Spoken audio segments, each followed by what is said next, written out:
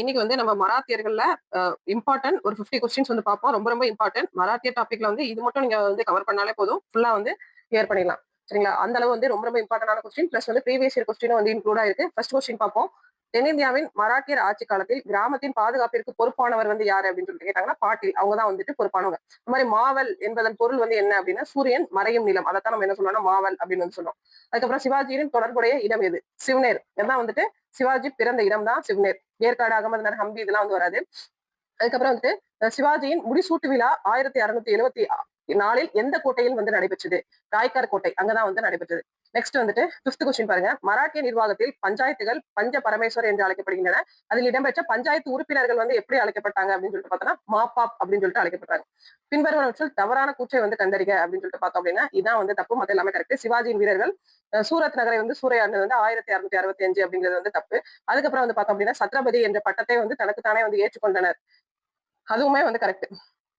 7th question. சிவாஜியின் அஷ்டபிரதான அமைச்சரவையில் தலைமை நீதிபதி நியாயதீஷ் அவர் தான் வந்துட்டு தலைமை நீதிபதி. சிவாஜியின் அஷ்டபிரதான அவையில் வெளியுறவு விவகாரங்களை வந்து யாரு கவனிச்சாங்க அப்படின்னு சொல்லிட்டு பார்த்தோம்னா சுமந்த் அவங்க தான் வந்து கவனிச்சாங்க. மராட்டிய நிர்வாகத்தில் சுமந்த் என்பவர் எவ்வாறு குறிப்பிடுகிறார் அப்படின்னு கேட்டாங்கன்னா வெளியுறவு அமைச்சர் அப்படின்னு தான் குறிப்பிடுறாங்க. அப்புறம் வந்து கூற்று காரணம் ரெண்டுமே வந்துட்டு சரியான விளக்கம். சவுத் அண்ட் சர்தேஸ் முகியும் இதுமே 2 டாக்ஸ், அதாவது மராத்தியர் ஆட்சி காலத்தில் வந்து வசூலிச்ச 2 டாக்ஸ் தான் வந்து சவுத் வந்து சர்தேஸ் முகியும். இந்த சவுத் அப்படிங்கிறது வந்து எதற்கு வசூலிச்சாங்க? 4ல வந்து ஒரு பங்கு. அதாவது வெளிநாட்டு ஆக்கிரமிப்பிலிருந்து பாதுகாப்பு அளிப்பதற்காக மராட்டியர்கள் கோரப்பட்ட பகுதியின் நில வருவாயில் 25% அப்படி 25% கேட்பாங்க. இல்லாட்டி வந்து 4ல ஒரு பங்கு, அப்போ 1/4 அப்படின்னு சொல்லிட்டு கேட்பாங்க. நோட் பண்ணிக்கோங்க. இந்த மாதிரி சர்தேஸ் முகி அப்படிங்கிறது வந்து 10%, 10ல 1 அந்த மாதிரி இருக்கும். ரெண்டுமே வந்து கரெக்டா நோட் பண்ணிக்கோங்க. கம்பல்சரி வந்து கொஸ்டின்ஸ் வரும். பின்வருவனவற்றில் சிவாஜியின் பெரும் சாதனை வந்து எதுவாக இருக்கலாம் அப்படின்னு சொல்லிட்டு பார்த்தோம் அப்படின்னா இது எதுவுமே வந்துட்டு எல்லாமே வந்து கரெக்ட் தான். மராட்டிய தேசத்தின் வந்து தந்தை அவர் தான். முகலாய படைகளை தோற்கடித்த நற்பண்புள்ள ஆட்சியாளர். அதுக்கப்புறம் தென்னிந்தியாவில் முகலாய பேரரசின் விரிவாக்கத்தை வந்து எடுத்தாரு. அது எல்லாமே வந்து கரெக்ட் தான். இங்க வந்து தப்பா கொடுத்துருக்கோம், விடை தெரியவில்லை அப்படின்னு சொல்லிட்டு. 1664 சிவாஜியில் தாக்கப்பட்ட மற்றும் கொள்ளையடிக்கப்பட்ட மேற்கு கடற்கரை துறைமுகம் வந்து எது அப்படின்னு சொல்லிட்டு பார்த்தோம்னா சூரத். அதான் வந்து கரெக்ட். அதுக்கப்புறம் வந்து மராட்டிய ஆட்சியாளர் சிவாஜியில் கொல்லப்பட்ட தளபதி வந்து யாரு அப்படின்னா அப்சல் கான். சிவாஜி எங்கு கடற்படையை பராமரித்து வந்தார்? கொலபா. மராட்டிய ஆட்சியின் போது அரசின் வருவாய் முக்கியமாக எதிலிருந்து பெறப்பட்டது அப்படின்னு சொல்லிட்டு பார்த்தோம்னா நிலத்திலிருந்து தான் வந்து பெறப்பட்டது. பின்வரும் அம்சங்களில் எது சவுத் எனும் வருகை விதித்தது அப்படின்னு சொல்லிட்டு பார்த்தோம்னா சவுத் அண்ட் சர்தேஸ் முகி ரெண்டுமே வந்து மராத்தியர்கள் தான். சிவாஜியின் சமய குரு யாரு அப்படின்னு சொல்லிட்டு பார்த்தோம்னா ராம்தாஸ். அப்புறம் வந்துட்டு ஒரு பொறுத்துக மாதிரி கொடுத்து எது வந்து தவறாக பொருத்தப்பட்ட இணைகள் அப்படிங்கிறது வந்துட்டு கேட்கிறாங்க. சவுத் அப்படிங்கிறது வந்து என்ன அப்படின்னு சொல்லிட்டு பார்த்தோம்னா அது வந்து ஒரு அவங்க மக்கள் வந்து பாதுகாப்பாக வாழ்றதுக்கான ஒரு வரி. அது வந்து சுங்க வரியும் கொடுத்துருக்காங்க. ஸோ அது தப்பு. அமத்தியா அப்படிங்கிறது வந்துட்டு வெளியுறவு அமைச்சர் கிடையாது, நிதி அமைச்சர் தான் வந்து அமத்தியா அப்படின்னு சொல்லிட்டு சொல்லுவோம். அதுவுமே வந்துட்டு தப்பு. அப்ப வந்துட்டு 3, 4 வந்துட்டு தப்பு. சார் இந்த இதுல வந்து பார்த்தோம் அப்படின்னா 1, 2 தான் வந்து கரெக்டா இருக்கும். 3, 4 வந்துட்டு தப்பு. ஆப்ஷன் வந்து மாத்தி கொடுத்துருக்காங்க. நோட் பண்ணிக்கோங்க. தஞ்சாவூரில் முதல் மராட்டிய மன்னர் வந்து யார் அப்படின்னு சொல்லிட்டு கேட்டாங்கன்னா வெங்கோஜி, சிவாஜியோட ஒன்றுவிட்ட சகோதரர். 3ஆம் பானிபட் போருக்கு பிறகு மராத்திய அரியணையில வந்தவர் வந்து யாருன்னு கேட்டாங்கன்னா மாதவராவ் இவர் தான். மிகவும் வலிமை மிக்க பேஷ்வா வந்து யாருன்னு கேட்டாங்க பாஜிராவ் 1. அதுக்கப்புறம் வந்துட்டு ஒரு கூற்று காரணம் அந்த மாதிரி ஒரு கொஸ்டின் கொடுத்துருக்காங்க. ரெண்டுமே வந்துட்டு கூற்று காரணம் இரண்டும் சரியான விளக்கம். அப்புறம் வந்துட்டு சிவாஜியின் வாரிசுகளை வந்து கால வரிசைப்படுத்துக அப்படின்னு சொல்லிட்டு கேட்டுக்கிறாங்க. ஃபர்ஸ்ட் வந்துட்டு யார் வருவாங்க அப்படின்னா சாம்பாஜி, அடுத்து ராஜாராம் 1, அடுத்து வந்துட்டு சிவாஜி 2, 3 சாகு, அடுத்து வந்து ராமராஜா. இவங்க இந்த மாதிரி தான் வந்து கரெக்டான ஆர்டர் நோட் பண்ணிக்கோங்க. இதெல்லாம் வந்து ப்ரீவியஸ் இயர் கொஸ்டின். சிவாஜியின் காலத்தில் இருந்து நிதி மற்றும் வருவாய் அமைப்பு முறை குறித்து கீழே உள்ளவற்றில் எது சரியானது? 1 மற்றும் 2 தான் கரெக்ட். 3 வந்து தப்பு. முகலாய பேரரசர் அவுரங்கசீப் சார்பாக சிவாஜியின் புரந்தர் உடன்படிக்கையில் கையெழுத்திட்டவர் வந்து யார் அப்படின்னு கேட்டாங்க ஜெய்சிங். இது ரொம்ப ரொம்ப இம்பார்ட்டன்ட் கொஸ்டின், நோட் பண்ணிக்கோங்க. 1670 சிவாஜி எந்த ஆட்சியாளரிடமிருந்து சிங்கட் கோட்டையை கைப்பற்றினார்? எங்க அப்படின்னா முகலாயர்கள் கிட்ட இருந்து. அதுக்கப்புறம் வந்து மேட்ச்ல கரெக்டா ஆன்சர் இது வந்து எப்படின்னா பேஷ்வா அப்படின்னாலே பிரதம மந்திரி. சுர்னாவிஸ் அப்படின்னு சொல்லிட்டு யாரை சொல்றோம்னா செயலாளரை வந்து சொல்றோம். நியாதிஸ் அப்படின்னு சொல்லிட்டு யாரை சொல்றோம் அப்படின்னா தலைமை நீதிபதியை சொல்றோம். பண்டிட் ராவ் அப்படின்னு சொல்லிட்டு யாரை சொல்றோம்னா தலைமை மதகுரு. இந்த மாதிரி கொஸ்டின்ஸ் வந்து கேட்பாங்க. சிவாஜியின் குருவான ராம்தாஸ் சுமத் எந்த தத்துவத்தை போதித்தார் அப்படின்னு பார்த்தோம் அப்படின்னா அத்வைத வேதாந்தம் இதைத்தான் வந்து போதிச்சாரு. மராட்டிய பேரரசின் 2வது நிறுவனர் வந்து யாரு அப்படின்னு சொல்லிட்டு பார்த்தோம்னா பாலாஜி விஸ்வநாத். இந்தியாவின் கொரில்லா போர் முறையின் தந்தை இந்த பட்டப்பெயர் வந்து யாருக்கு வழங்கப்பட்டது? சிவாஜி. சிவாஜி எந்த ஆண்டில் சத்ரபதி என்ற பட்டத்தை சூட்டிக் கொண்டார் அப்படின்னு பார்த்தோம்னா 1674. எந்த கோட்டைனா ராய்கார் கோட்டை.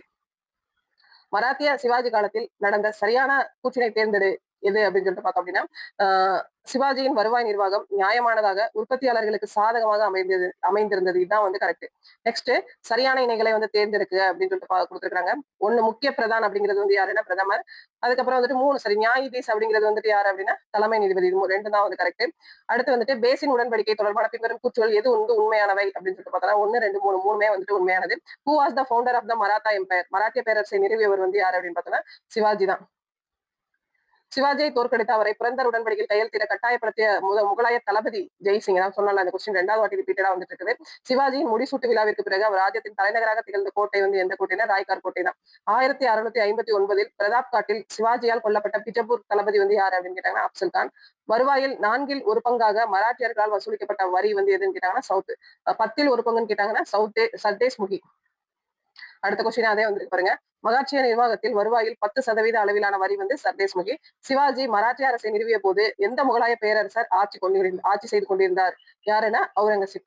சிவாஜி முகலாயர் பிடியிலிருந்து தப்பிய இடம் வந்து எங்க அப்படின்னா ஆக்ரா. அங்க இருந்து எப்படி தப்பிச்சு வருவாரு நம்ம ஆல்ரெடி சொல்லியிருப்போம்.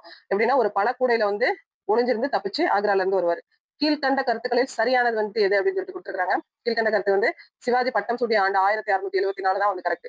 அது மாதிரி இறந்த ஆண்டு பிறந்தது வந்து 27 1627. இறந்த ஆண்டு வந்து 1708 அந்த வருஷங்கள்ல இருக்கும். அது மாதிரி புரந்தர் உடன்படிக்கை 1666. சோ எல்லாமே வந்து தப்பு. இது ஒண்ணு பட்டம் சுட்டிய ஆண்டு மட்டும்தான் வந்து கரெக்ட். சிவாஜியின் வருவாய்த்துறை அலுவலர்கள் எவ்வாறு அழைக்கப்பட்டனர் அப்படின்னு கேட்டாங்கன்னா கற்கூன்கள் அப்படின்னு வந்து சொல்லுவோம். கீழ்கண்டவற்றில் எது சரியாக பொருந்தி உள்ளது அப்படின்னு சொல்லிட்டு பார்த்தோம்னா இதான் அப்சல் கான். பிஜாப்பூர் சுல்தான் தான் வந்து அப்சல் கான். சிவாஜி வந்துட்டு அது மராத்திய அரசர் தான் சிவாஜி. சைஸ்ட கான் அவர் வந்து யாருன்னா அவுரங்கசீப்போட ஒரு என்ன சொல்றது அவுரங்கசீப்போட ஒரு ஆளுநர் படைத்தளபதி அப்படின்னு வந்து சொல்லலாம். ஜெய்சிங்கும் வந்து தப்பு. அவரும் வந்து அவுரங்கசீப்போட ஆளுதான். தக்காணத்தின் ஆளுநர் வந்து கிடையாது. சரியா? சைஸ்ட கான் தான் தக்காணத்தில் ஆளுநரா வந்து வருவார். மலையலி அப்படிங்கிறவர் வந்து யாரு அப்படின்னா அவரும் வந்து சிவாஜி தான்.